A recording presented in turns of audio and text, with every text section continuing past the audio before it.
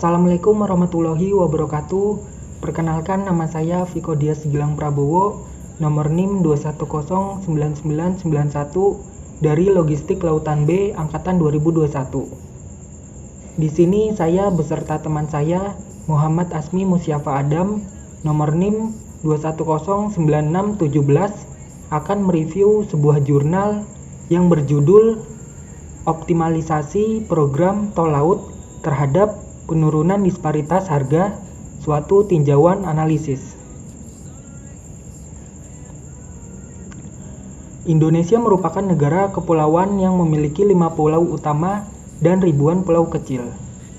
Pendistribusian bahan pokok ke pulau-pulau terluar Indonesia lebih sulit karena setiap pulau memiliki kondisi geografis, medan, serta aksesibilitas yang berbeda. Sistem transportasi sangat penting dalam pengembangan wilayah, terutama bagi provinsi yang terdiri dari banyak pulau, meliputi transportasi laut melalui pelabuhan. Tantangan yang dihadapi saat ini adalah faktor biaya pengiriman barang dengan menggunakan jasa transportasi laut antar wilayah di Indonesia yang tinggi, menyebabkan harga barang di daerah tujuan seperti di luar Pulau Jawa menjadi tinggi. Disparitas harga terjadi karena adanya perbedaan harga yang sangat signifikan atas suatu harga komoditas bahan pokok tertentu antar daerah dari 3 daerah yang didapat secara acak. Misalnya kota Surabaya, Manokwari, dan Jayapura. Disparitas bervariasi dari 26% hingga 80%.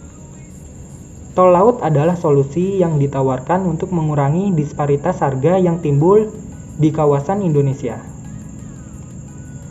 Tol laut sendiri adalah konektivitas laut yang efektif berupa adanya kapal yang melayani secara rutin dan terjadwal dari kawasan barat Indonesia ke kawasan timur Indonesia, dengan tujuan untuk menjangkau dan mendistribusikan logistik ke daerah tertinggal, terpencil, terluar, perbatasan, dan untuk menjamin ketersediaan barang dan mengurangi disparitas harga guna meningkatkan kesejahteraan masyarakat. Secara garis besar, pendekatan metode penelitian ini terdiri atas 6 langkah yang dijelaskan secara ringkas lebih lanjut, yaitu: pertama, analisis kondisi existing.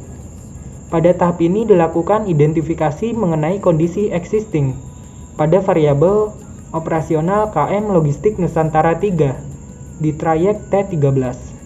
Daerah tol laut, rute dengan trayek T13 adalah rute dengan pangkalan distribusi di Surabaya dengan detail rute melewati pelabuhan Tanjung Perak, Kalabahi, Moa, Rote, Sabu, Rote, Moa, Kalabahi, Tanjung Perak.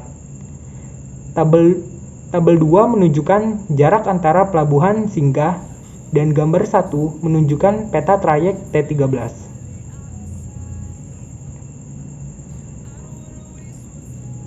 Yang kedua, ada analisis muatan tol laut sampai ke konsumen akhir. Hasil analisis muatan tol laut hingga ke konsumen akhir menunjukkan terdapat 2 skenario seperti pada gambar berikut ini.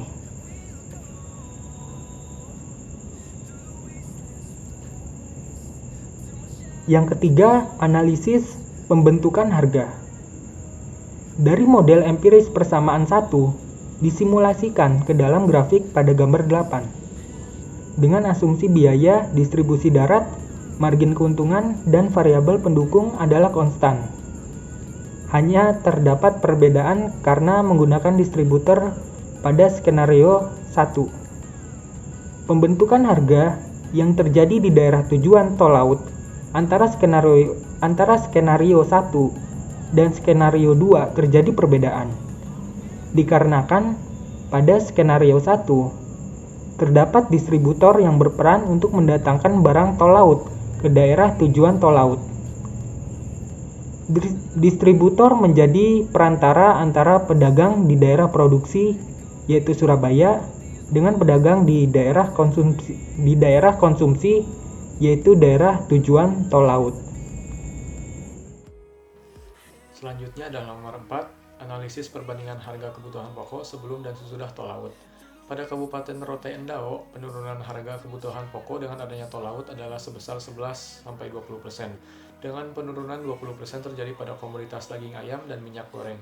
Sedangkan untuk komoditas telur ayam dan daging sapi, harga konstan dapat dilihat pada gambar 9. Dilihat dari grafik gambar 10, harga-harga kebutuhan pokok di Maluku Barat Daya beberapa mengalami penurunan harga dengan adanya program tol laut, Saragih, Memahit, dan Budi Prasetyo 2018. Harga beras yang sebelum adanya tol laut Rp15.000 per kilogram menjadi Rp12.500 per kilogram. Begitu pula dengan harga tepung yang sebelum adanya tol laut mencapai Rp13.000 per kilogram menjadi Rp8.000 per kilogram. 5. Analisis disparitas harga adalah variabel transportasi. Dari hasil perhitungan dapat dilihat dalam grafik gambar 10, selisih harga antara perhitungan dan harga di daerah tujuan tol laut untuk kota Kalabahi yaitu Rp3.388 atau 30% dari harga perhitungan. Untuk kota Rote selisihnya hanyalah Rp1.321 atau 12% dari harga perhitungan. Sedangkan untuk kota Moa selisih harganya Rp4.321 atau 40% dari harga perhitungan. 6. Analisis rekomendasi kebijakan optimalisasi pola operasi. Rekomendasi kebijakan operasional KM Logistik Nusantara 3 berdampak mengurangi waktu operasional kapal 6,41 hari per round trip dan menambah total kapasitas angkut KM Logistik Nusantara 3 dalam 1 tahun sebesar 2.645 TEU per tahun. Yang lebih detail terlihat pada tabel 10. Dampak dalam operasional rekomendasi kebijakan ini adalah dengan turunnya tarif angkut muatan semula Rp5.754 per TEUs NM menjadi Rp5.704 per TEUs NM, turun sebesar Rp49,82 per TEUs NM. Jadi kesimpulannya adalah dari hasil survei yang dilakukan, tol laut dapat menurunkan harga sebesar 11-20% pada komoditas kebutuhan pokok.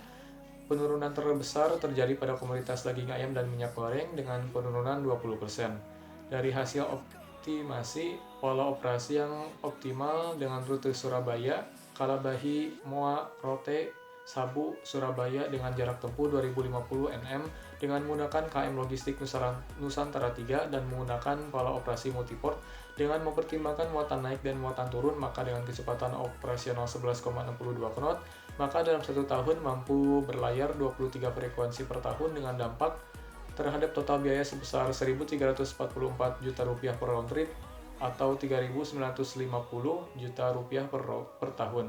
Dengan menggunakan pola operasi ini, maka akan mengurangi tarif dasar tol laut sebesar Rp49,82 TEUs per NM.